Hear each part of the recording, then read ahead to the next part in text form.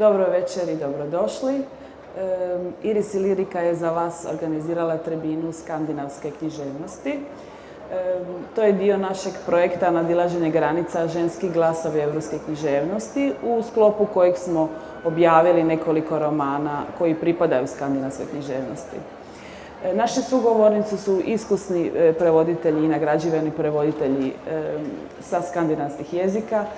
To su Sandra Ljubas, dobrodošla. Hvala. I Edin Badić.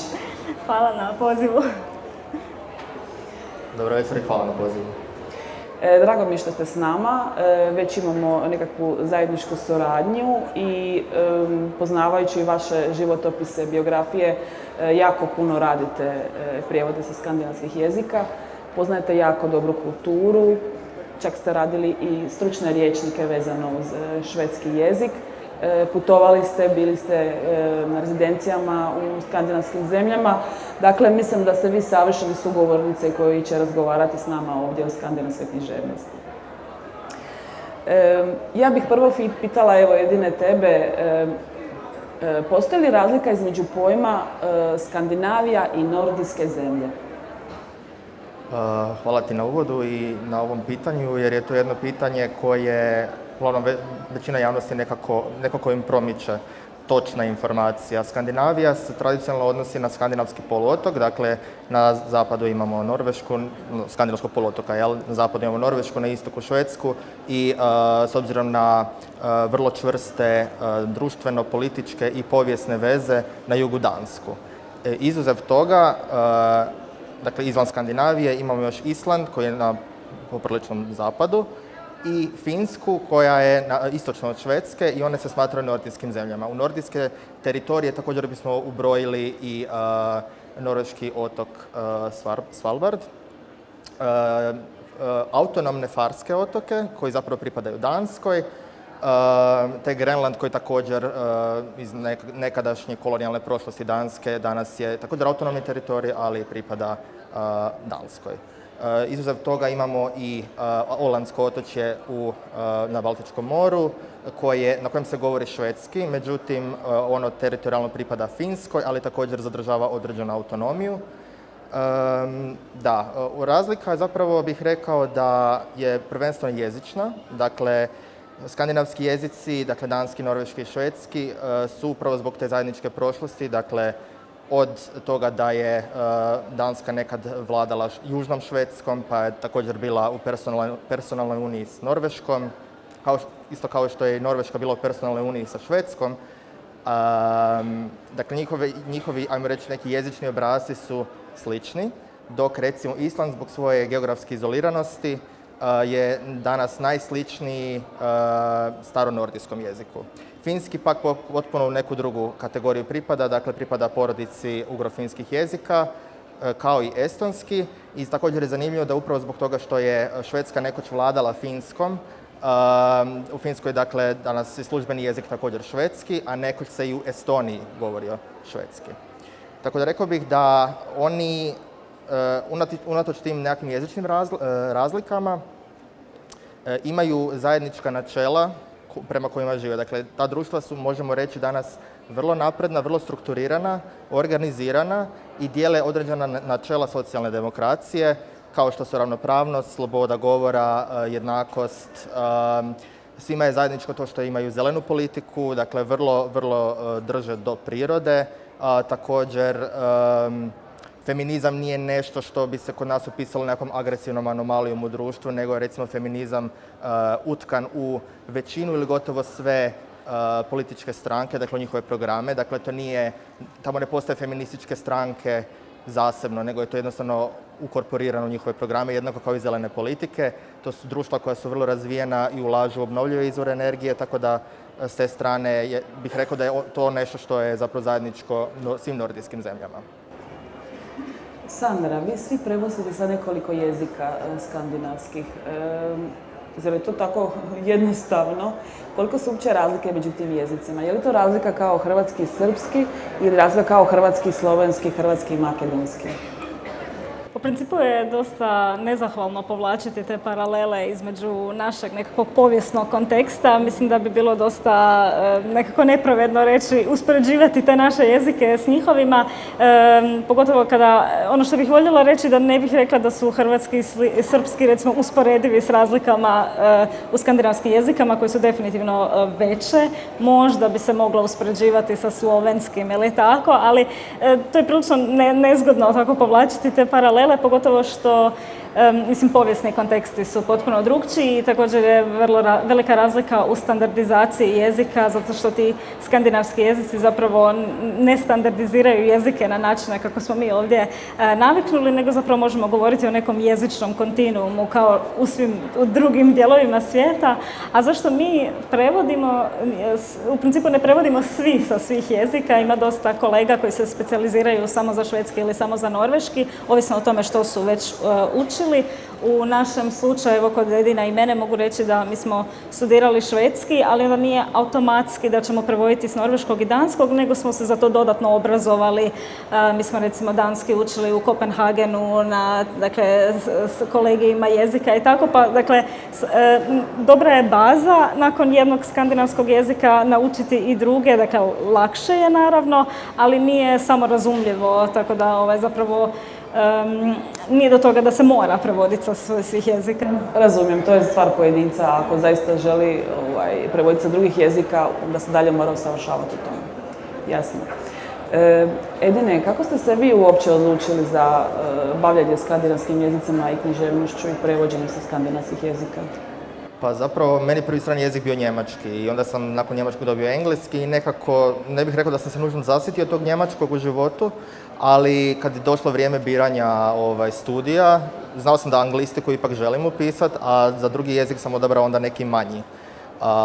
To je ispostavio kao švedski i moram priznati da nisam požalio, a s obzirom na to da sam tijekom studija uz švedski imao prilike učiti i danski i norveški, usavršavati se i u Švedskoj i u Danskoj, onda mi je to, zanimalo me prevođenje od uvijek, onda je to bilo nekakav prirodan slijed događaja, da se nakon studija pokušam upustiti, to jest oprobam u prevođenju i kažem, nisam požalio i mislim da u tom smjeru i vidim nastavak svoje karijere.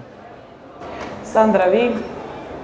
U principu su dosta slične priče. Ja sam isto zapravo znala da želim studirati germanistiku, to je bila moja druga studijska grupa i onda kao trebaš izabrati još nešto uz to. Ja nikako mi se nije dalo ići na neku anglistiku ili neki drugi. Učila sam također španjolski jezik koji isto govorim, ali htjela sam se iskušati u nekom potpuno novom jeziku koji zapravo nitko ne govori i mislim da je to zapravo se ispostavilo poslije i kao dobra poslovna odluka, zato što je to vrlo mali broj prevoditelja koji poslije prevodi iz tih jezika i to je odlična niša za nas bila da se onda zapravo i praktički odmah nakon diplome možemo baciti u te prevoditeljske vode. Nema nekog velikog probijanja među već ustaljene kolege jer ih nije bilo naprosto. Odlična poslovna odluka. Sandra, možemo li govoriti o nekoj dominantnoj kulturi između tih? Pa u principu ne. Tu recimo možemo povući paralelu kao i u ovoj našoj regiji. Ne bih rekla da netko sad dominira u tom kulturnom svijetu. Danas zapravo vrlo rijetko možda i čitamo autore iz regije, tako možda i kod njih isto nije toliko. Svaka kultura je više pod utjecajem možda engleske nekakve, ili dakle ovih nekih velikih kultura, a oni međusobno, naravno ima nekih sličnosti, mogu se razumjeti, ali ne bih rekla da netko dominira nad drugom kulturom. Edine, pitanje za tebe. Koje je mjesto skandinavske književnosti u europskoj i svjetskoj književnosti? Pa ja mislim da sve važnije mjesto to zauzima. Za početak možemo reći, i to se vidi u našim nekakvim kurikulima, u lektiri se čitaju Andersenove bajke, pa se čita Astrid Lindgren, pa se onda u srednjoj školi čita Selma Lagerlöf, pa se nakon toga čitaju Ibsen i Strindberg, pretpostavljam još uvijek. Tako da rekao bih da ima jedan niz kanonskih autora, rekao bih, koji su, vjerujem, isto kao što danas neki autori mogu biti popularni, koji su tada bili popularni, ali su onda jednostavno ostali u tom kanonu. Tako da vjerujem da će autori koji su danas popularni, recimo nedavni Nobelovac Jon Fosse, sigurno za nekih 20-30 godina moći ćemo ga smatrati kanonom. Tako da generalno u nekakvom sustavu, književnom sustavu, u centru su obično nekakve velike književnosti i veliki jezici. Skandinavska književnost s te strane pripada u manji sustav, odnosno to su manje književnosti, međutim one sve više stječu popularnost i približavaju se tom nekakvom centru. Vjerujem da mnogi autori koje danas čitamo i koji su nagrađivani ili Nobelovom nagradom ili nekim drugim nagradama će s vremenom postati dio tog kanona, odnosno tog repertoara. Kad već govorimo o popularnosti i sve većoj popularnosti skandinavskih književnosti, čini nam se da je upravo krimić taj žanr koji je posebno tome pridonio. Sandra, je li istina da je to najpopularniji žanr i koji su žanrovi koji su dominantni recimo u skandinavskim književnostima? Pa mislim da krimići su počeli sa tem Millennium trilogijom Stieg Larsson, to je dakle bila takav fenomen svjetski i naravno s pravom jer je bio zaista poseban jedinstven krimić i onda je to nekako povuklo, mislim da se dosta dugo jahalo na tom valu krimića, sada i u tim skandinavskim zemljama svatko želi biti novi Stieg Larsson, napisati novi krimić u tom rangu, međutim i naravno da i u prevođenju isto, to jest u našoj kulturi se onda dosta prvo počelo prevoditi krimiće, no mislim da se sada da smo se ipak odmaknuli od toga i da su se možda čitateljstvo se ipak malo zasitilo tih samo stalnih krimića uvijek iznova, pa se sada prevodi sve moguće. Mislim da Skandinavci su vrlo poznati i po drugim žanrovima, ne samo po krimićima, na primjer, evo, memoari su dosta popularni, ti neki biografski, autobiografski tekstovi, što čista publicistika, što polufiktivni tekstovi, kao što je tu isto imamo ovdje primjerak toga. Tako da mislim da zapravo sada i naše čitateljstvo može otkrivati sve te neke druge žanrove nakon što smo se zasitili krimića i to je ovako u prevođenju možda malo i zanimljivije da napokon možemo proći na neke druge romane. Slažem se s tobom. Edine, kakva je čitalačka kultura u nordijskim zemljama? Jel oni više vole svoje autori ili čitaju sve i je li ima hrvatskih autora koji su prevedeni na skandinavske jezike? Pa ovako, mislim da je neki omjer stranih autora i domaćih autora 50-50. Oni imaju iznimno veliku produkciju, književnu produkciju. Znači recimo, s obzirom na to da u Skandinaviji, znači kad zbrojimo sve tri zemlje, imamo nekih 20 milijuna stanovnika. U Hrvatskoj se recimo prevodi 50-ak dijela. To znači da je, što zapravo odgovara recimo broju dijela koji se prevodi sa španjolskoga. Kad uzmemo jezično govorno područje Španjolske, odnosno svih hispanoameričkih književnosti Španjolske, to je zapravo poprilično iznenađenje, odnosno ajmo reći začudno. U Švedskoj konkretno su dvije najprevođenije autorice Dubravka Ugrešić i Slavenka Drakulić. Neke naše pjesnikinje novije generacije se također prevode, poput Marije Andrijašević, Dorte Jagić. Od starijih generacija imamo Vesnu Parun i recimo Slavka Mihalića. A još je zanimljivo da je preveden Robert Perišić i Olja Savičević-Ivančević. Dakle, to su neki naši autori koji se primjerice u Švedskoj dobro prolaze. Također je zanimljivo da je u Norveškoj preveden Kristijan Novak i to sa svojim romanom Ciganin, ali najljepši. Tako da, rekao bih i da se u Skandinaviji prati moderna hrvatska produkcija književna i jednostavno možda i zbog manjka prevoditelja, a onda ne postoji ni tako veliki interes izdavača da bi se to još više proširilo jer znamo da hrvatska književna scena ima još što ponuditi. Jel? Tako je, ali vidimo zapravo možda u zadnjih 10 godina da se općenito jako puno više hrvatski autori prevode na strane jezike, na sve jezike i to je zapravo za sve nas koji smo u toj industriji nekakva motivacija da plasiramo naše autore vani, bilo dječje, bilo za odrasle i to donekle omogućuju i evropski projekti suradnje među zemljama. Dakle, to je recimo nekakav pozitivan trend što se tiče naše hrvatske književnosti. Mene je baš zanimalo zašto je Nobelova nagrada za književnost koja je utemeljena u Švedskoj toliko važna u svijetu. Sandra, ili imaš odgovor na to pitanje? Pa to je baš zanimljivo pitanje kako je to tako postalo. Ja sam malo razmišljala o tome. U jednu ruku, naravno, to je vrlo lijepa ideja, ta cijela Nobelova nagrada, dakle da se, pogotovo kada govorimo o književnosti, da se ne vrednuju samo, reći ću, medicina, fizika i ostale te znanosti su naravno jako vrijedno i treba ih vrednovati, nego da sam da među tim područjima našla i književnost, to je gotovo pa neobično, ja bih rekla, i jedinstveno da jedna nagrada objedinjuje sva ta područja. Tako da, mislim, ima nešto lijepo i to i plemenito u toj početnoj njegovoj ideji. S druge strane, naravno, mislim, to je nagrada koja dolazi sa vrlo visokim novčanim iznosom. Dakle, nagrada je cijenjena zato što zaista, dakle, nosi prestiž. To ne možemo u nekom svijetu ignorirati, da je to vjerojatno razlog zašto je dobila toliki, dakle, toliko je važno dobiti Nobelovu nagradu. A također sam gledala da su Šveđani isto zapravo dosta švedskih autora je dobilo Nobelovu nagradu, to je na neki način sigurno povezano i s tim što je naravno došla iz Švedske, premda se ne može tvrditi definitivno. Vidjela sam da je najviše nagrađivanih autora iz Francuske. To se meni ovako čini i logično na neki način, ili čisto zbog moje preferencije, jer ja dosta volim čitati francusku nacionalnu književnost, pa smatram da su i zaslužili toliko nagrada. Dobro. Ja sam sad htjela pričati o našem projektu, dakle, nadilaženje granica ženskih glasa europske književnosti. Preveli smo u tom projektu Nož iz ognja autorice Ingeborg Arvola, Sandra Tis je prevela, norveška autorica. Zatim Žena koja je spojila svijet, Edinov prijevod danske autorice Eve Tind. Zatim Žena medvjed švedske autorice Karoline Rankvist koju je prevela Nana Momirski, te Tvoje su ruke bile pune života koju je prevela isto Malala Momirski, švedske autorice somalijskog porijekla Suada Lee. Osim tih knjiga, Iris i lirika je prevela i druge naslove skandinavske književnosti, kao što je Rozari Charlotte Weitze, fenomenalan roman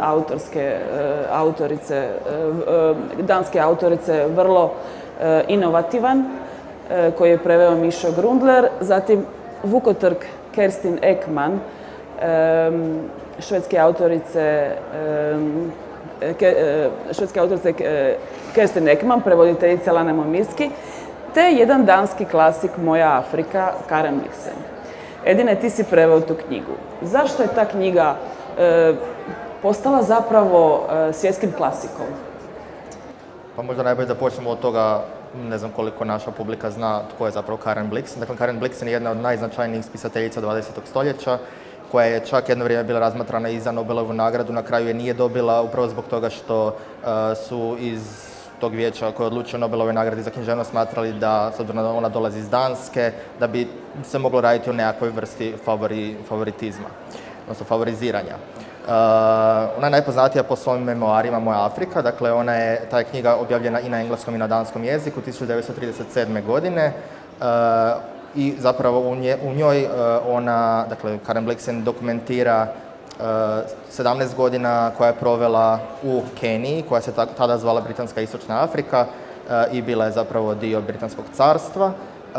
Rekao bih da je stekla toliku slavu zato što ona o Africi, o divljini u kojoj je boravila, o farmi koju je imala, dakle farmu, odnosno plantažu kave i o ljudima koji su ondje živjeli, dakle ona tu vrlo vješto opisuje i detaljno dva naroda, to su Masai i Kikuji. Kikuji su radili na njezinoj farmi, a Masai su bili, ajmo reći, neki drugi nomadski narod. Ona o njima piše bez zadrške, ali također i bez predrasuda, što je za to vrijeme vrlo neobično. Dakle, ona se o njima piše vrlo neutralno, dakle ne piše iz kolonijalne perspektive, odnosno ona opisuje njihove nedaće, odnosno sve s čime su se oni morali susresti dolaskom kolonijalista, međutim ona sama sebe ne svrstava među kolonijaliste i zapravo rekao bih da piše vrlo nježno o njima.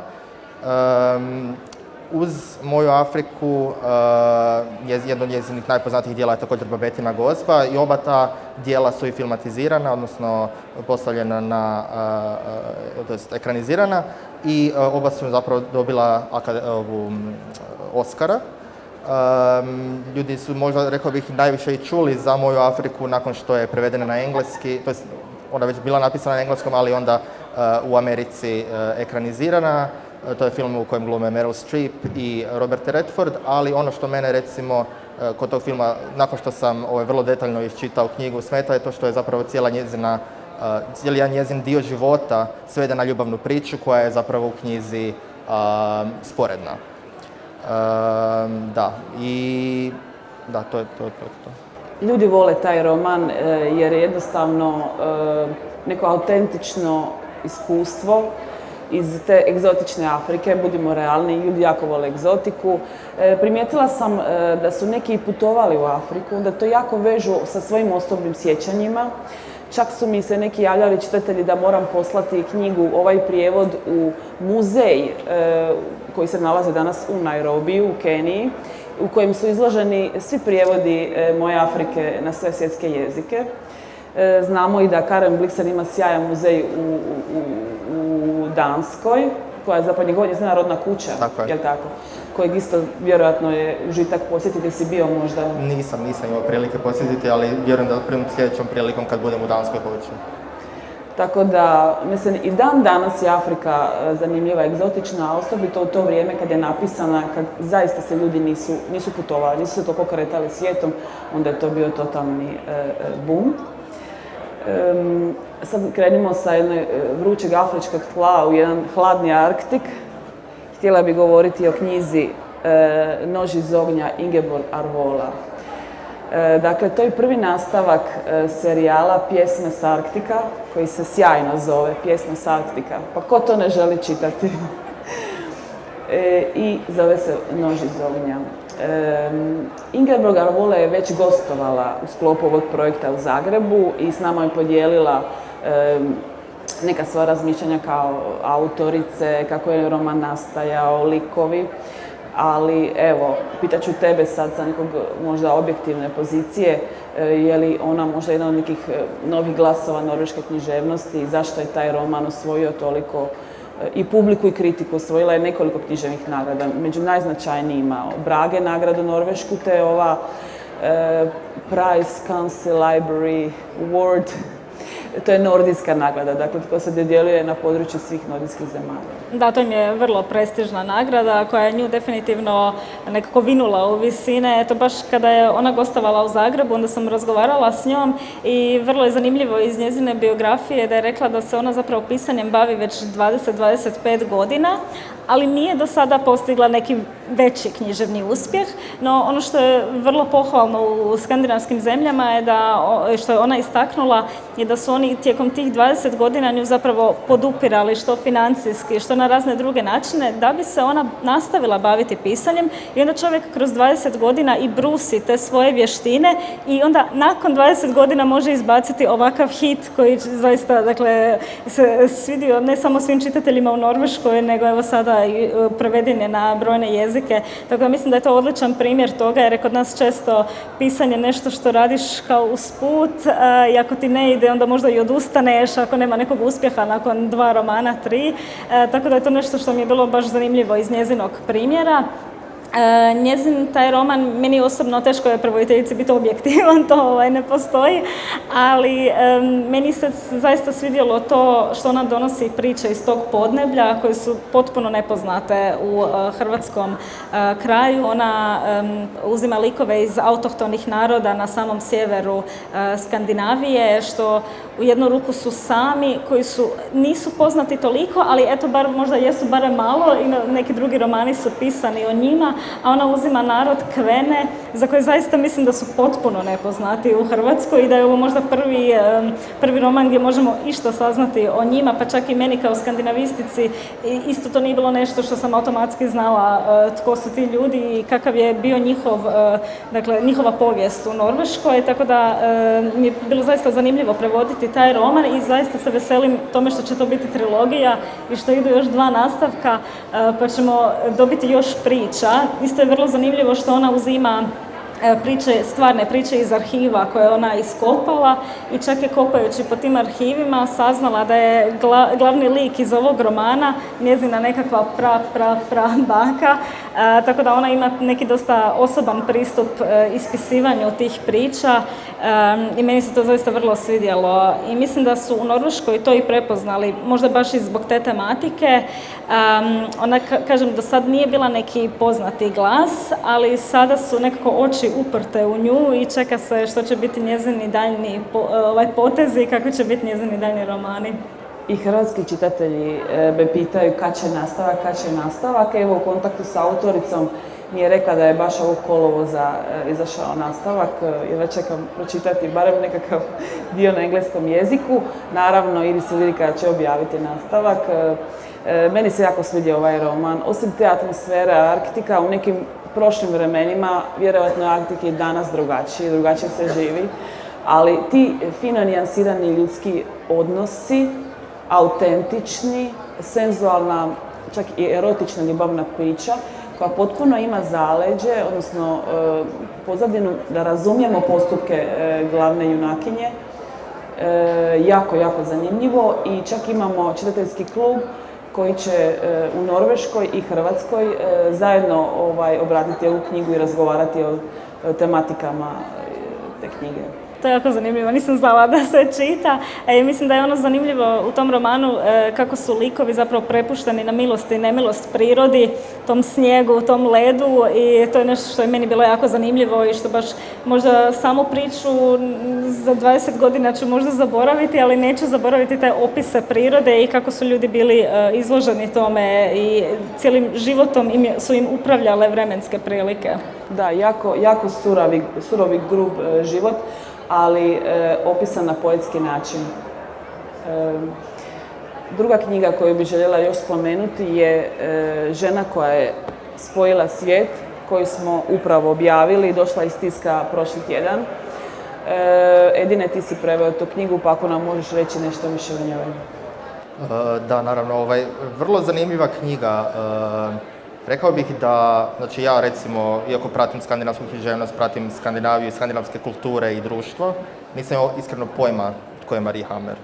I onda mi je to bilo čudno. Ja sam išao vidjeti, zašto se o njoj nigdje ne govori? Govorili se o njoj u Danskoj. Pročitao sam prije nego što sam počeo prevoditi knjigu jednu kritiku gdje je zapravo, mislim da je osoba bila nekih srednjih godina, rekla da također kao Dankinja nije nikad čula za Marie Hammer i da je nemoguće zašto se nikad njezino ime nigdje ne spominje među imenima koji su, dakle žena koje su tijekom 20. stoljeća bile možda jedna od najvažnijih znanstvenica. Tako da ovo je knjiga koja je svakako trebala biti napisana i drago mi je što je Eva Tind upravo napisala knjigu o Marie Hammer. Marie Hammer je dakle znanstvenica koja je isprva kao neplaćena istraživačica, zapravo jedina žena među muškarcima na raznim ekspedicijama, 40 godina proučavala kao zoologinja i entomologinja nevidljiva stvorenja, odnosno zemne grinje diljem svijeta. Dakle, prvo je odlazila na ekspedicije na Island, pa na Grenland, zatim je istražila Sjevernu i Južnu Ameriku, bila je u Aziji, Indoneziji, na Novom Zelandu, dakle, sve kako bi zapravo potvrdila teoriju koju je nekih 50 do 100 godina prije postavio njemački geofizičar Alfred Wegener. I iako za njega danas znamo da je začetnik te teorije o pomicanju kontinenata, odnosno da su svi kontinenti nekoć bili zajedno, ona je osoba koja je zapravo tu teoriju potvrdila tako što je istražila, odnosno prikupila više od 150.000 uzoraka tih zemnih grinja, a usput dok je obilazila svijet je opisala 150 rodova i više od 1000 vrsta. Tako da njezin doprinos je zapravo neizmjerno velik, ali kažem, nekako je i u Danskoj, čak i nakon što je konačno objedinila sva ta svoja istraživanja u jednu disertaciju koja se zove istraživanja na 5 dijelova svijeta, nekako pala u zaborav. I to meni je bilo stvarno fascinantno, tako da mislim da ova knjiga bila stvarno nešto što je bilo potrebno, jer kažem, ako netko iz Danske nije znao ništa o njoj praktički, onda teško da će i ostatku svijeta znati, a kažem, riječ je o vrlo, vrlo važnoj znanstvenici. Slažem se s tobom. Važno je napomenuti da je ona bila neplaćena istraživačica, da je imala 4 djece i da je teška srca ostavljala djecu, ali jednostavno je to bilo jače od nje, taj poriv da se bavi znanošću, svojim strašću, koliko je žena zapravo rastrgana između tog profesionalnog ostvarenja i obitelji, jer većina žena i općenito ljudi ipak želi imati obitelj, ne žrtvovati obitelj zbog svoje strasti, poziva životnog. U to vrijeme, mislim da je jedan od razloga jer da su u to vrijeme znanstvenice apsolutno bile zanemarivane. Često su ih muževi potpisivali, kao što znamo, već je toliko knjiga napisano, ili nisu uopće bile potpisivane. Dakle, njihov znanstveni rad je bio zanemaren i prešućen. Ali danas je neko novo vrijeme kad se drži do toga i evo, nadamo se da će i hrvatska javnost saznati, dakle, stalno pričamo o toj Pangeji, stalno djeci govorimo o tome i svi znamo za to, a zapravo ne znamo tko je zaslužan, tko je dokazao da je to zaista istina. Dakle, to je važna priča. Ali važna je priča baš zato što je to unutarnja borba jedne žene između dakle, obitelji i svog poziva. Dakle, pozivam vas da pročitate i tu knjigu. Sve su ove priče jako važne. Meni je žao što Lana nije s nama, da ona predstavi, nažalost zbog bolesti nije došla, da ona predstavi svoje prijevode, ali evo ja ću reći nešto više o njima, pošto su to meni vrlo drage knjige. Dakle, Žena medvjed, Karoline Ramqvist, švedske autorice.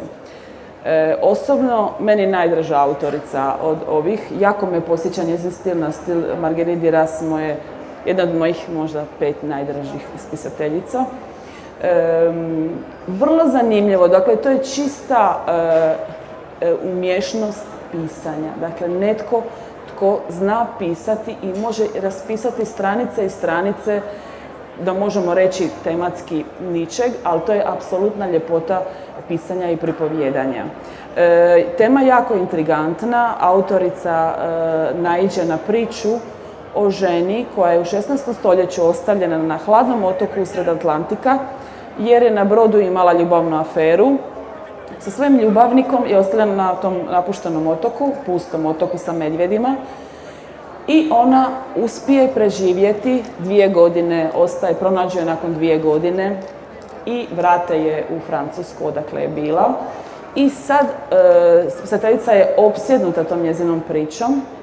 Iako je trebala prvo napisati scenarij za film, nije si mogla pomoći, nego je potpuno zašla u književnu formu i zapravo je to nekako istraživanje. Njeno osobno, imamo isprepletanje njezinog života, opisivanja, ona je majka 3 djece, putuje s njima, odlazi na vikendicu, odlazi sa djecom u Francusku na istraživanje sa jednim djetetom, da što više sazna o Marguerite de la Roque, i istražuje neke stare spise u kojima ona pokušava postaviti kontekst u kojem je ta žena živjela, kakva su bila ženska prava u tom vremenu. Zašto je, recimo, ona bila tako tretirana?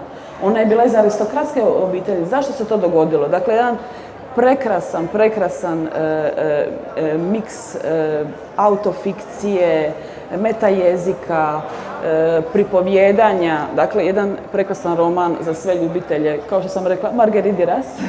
Ako volite takav tip literatura, svidjet će vam se i Žena medvjed. Imamo Tvoje su ruke bile pune života. To je autobiografska priča. Iris Lirika je jako puno izdala romana, memoara, dakle romansiranih biografija, autobiografija, i to je, uvijek kažem, to je naš komercijalni žanr. Dakle, Iris Lirika ima književnost i ima taj dio koji je komercijalan, a opet mislim da nosi važne priče, važne poruke, motivacije ljudima, što sve ljudi prolaze u životu i što se mogu naučiti iz toga.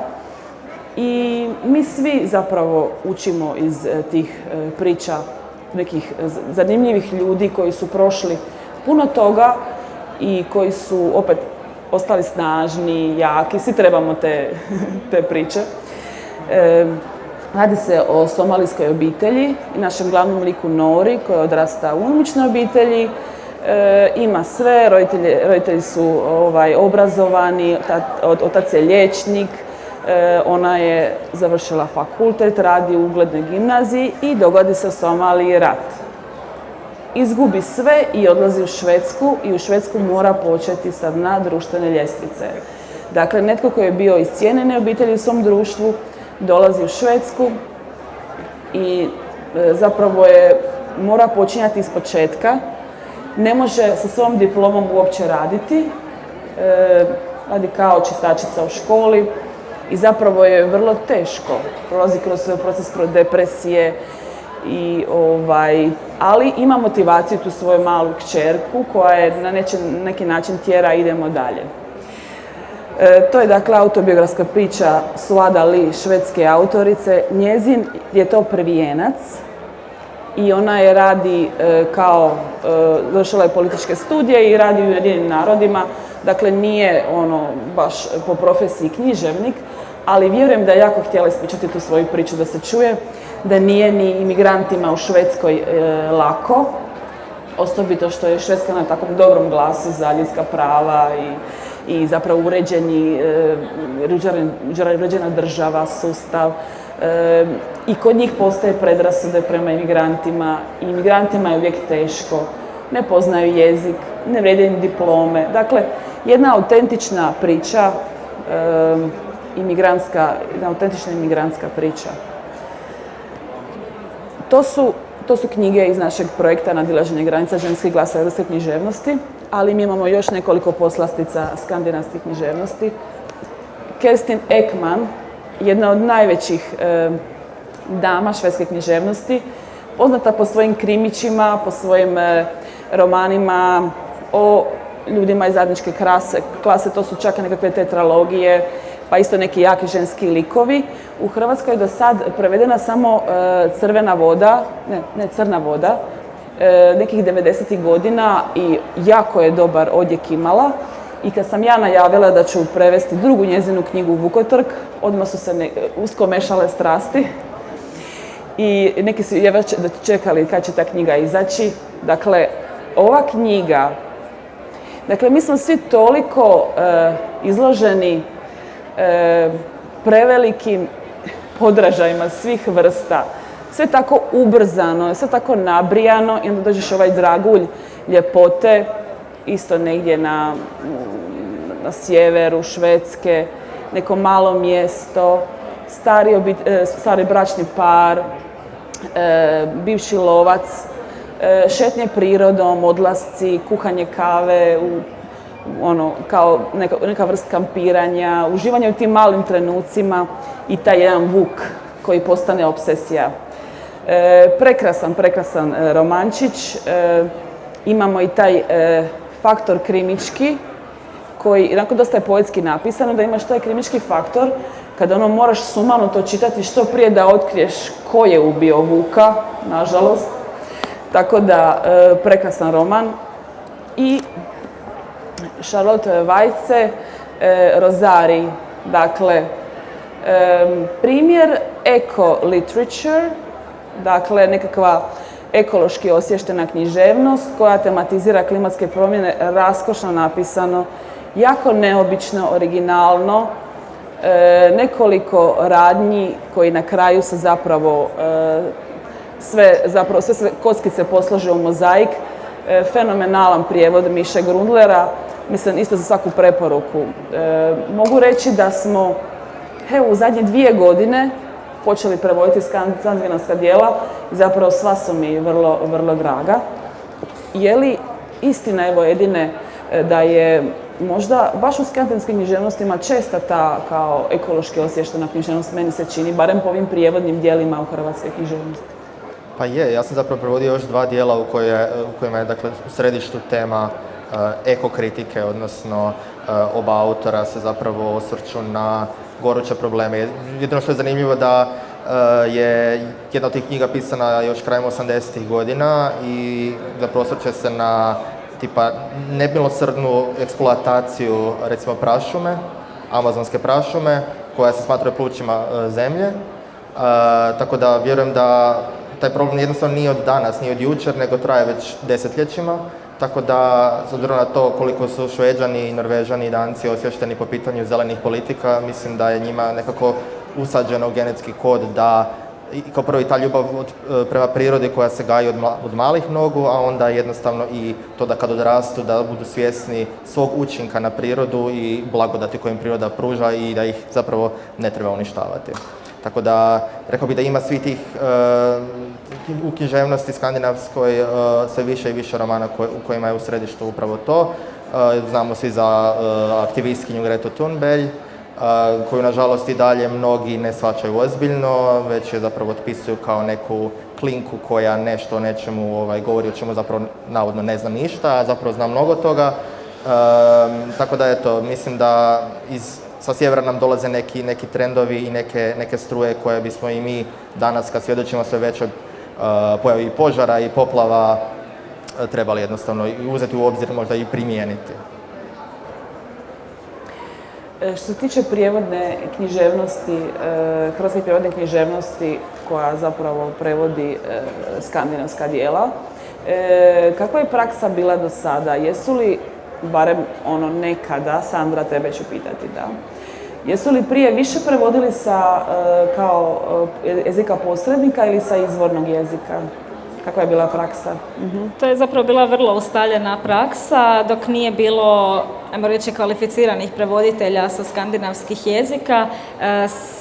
Sve zapravo stara djela, počevši od svih ovih dječjih romana koje čitamo, većina su bila preko posrednika, to su uglavnom bili engleski ili vrlo često isto njemački jezik, pa čak i kada se poslije pisalo da su to prevodi sa recimo švedskog jezika, nekako je vidio se utjecaj opet tih posrednih prijevoda, tako da je vrlo teško razlučiti što je točno bilo prevedeno s čega i to je nešto što je zaista se promijenilo u zadnjih godina od kad postoji studij švedskog jezika u Zagrebu. Nažalost, norveškog i danskog ne postoji još uvijek, tako da je zapravo i manje prevoditelja s norveškog i danskog i ovisi o tome koje se onda dalje možda usavršavao za te jezike, ali to je nešto što mi isto pokušavamo u svom radu istaknuti, da nema potrebe u današnje vrijeme ići preko jezika posrednika, a nažalost se još uvijek povremeno događa, a dovoljno prevoditelja ima. Dakle, nas je tu nekoliko vrlo aktivnih koji pokrivamo sve te potrebe skandinavske književnosti, a također imamo mlade prevoditelje koji će tek ući na tržište rada i za koje ja vjerujem da ima još i mjesta, svakako bolje nego da se ide u nekako posredno prevođenje s njemačkog kada imamo kvalificirane prevoditelje na tržištu. Ja sam inače po struci isto prevoditelj, tako da jako sam osjetljiva na ta pitanja, užasno mi je to važno. Kvaliteta prijevoda mi je na prvom mjestu. Rokove uvijek probijam ako nisam zadovoljna. Zaista kvaliteta prijevoda mi je uvijek važna. Postoje li neki prevoditelji koji su vas posebno inspirirali u radu, hrvatski prevoditelji?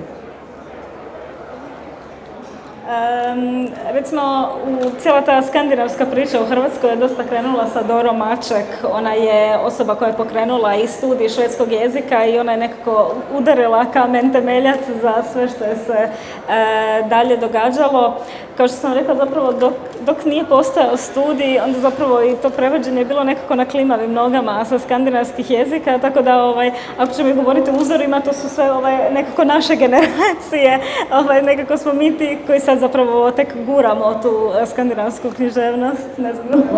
Možete reći općenito koji su vam prevoditelji baš za vas idoli? Ne mora biti sa skandinavskih jezika. Ja zaista mogu reći da nemam neke velike idole, ne mogu nekako izdvojiti. Ima jako puno prevoditelja čiji rad cijenim. Ja nekako inače prevođenju pristupam više iz te baš stručne prevoditeljske perspektive, s obzirom na to da sam baš studirala prevođenje i nekako ono što ja najviše volim u prevođenju je kada vidim da prevoditelji promišljaju o tom svom radu, kada vidim da tu ima i nekako možda teorijsko znanje iza toga. Često mi se dosta bavimo istraživanjem prevođenja kao takvog, pa smo u nekim istraživanjima i vidjeli da možda u nekim starim prevodima možda još treba malo i dorade, da smo danas u nekom drugom dobu i vremenu, danas dolazi neka razna tehnologija nova, dakle jednostavno dosta se toga brzo mijenja, pa ne znam točno koga bih izdvojila, jer mislim da je najvažnije da se svi nekako nosimo u korak s vremenom. Edine? Ja bi se u principu slažem sa Sandrom, samo bih rekao, osvrnuo bih zapravo na ovu praksu posrednog prevođenja, da zapravo mislim da je velika šteta i gotovo sramota da se recimo Nobelovka Selma Lagerlöf redovito prevodi preko engleskog, dakle imamo vrlo malo prijevoda sa švedskog direktno, i sa stvari s Andersenovim bajkama koje su, baš sam vidio nedavno, objavljene ponovno u prijevodu s engleskoga, umjesto da se prevodi s danskoga. Tako da i oni prijevodi za koji su nekad možda je i pisalo da su s danskoga, vrlo vjerojatno su bili prevedeni sa njemačkoga. Tako da kažem, u današnjem svijetu kada postoji studij skandinavistike, kada imamo stvarno kvalitetne prevoditelje i oni koji će tek doći, nema potrebe da se jednostavno pribjegava posrednom prevođenju, jer u konačnici, mislim, ta književnost će onda izgubiti jedan dio svoje vrijednosti dok dođe do hrvatskoga. Slažem se s vama. Hvala vam na sjajnom razgovoru, nadam se da je i publika uživala. Pozdrav svima i pozivam vas da dođete na štand Iris i lirike u 6. paviljonu, štand 5D, gdje možete pronaći sva izdanja koja su sad snižena, pa iskoristite priliku. Hvala svima.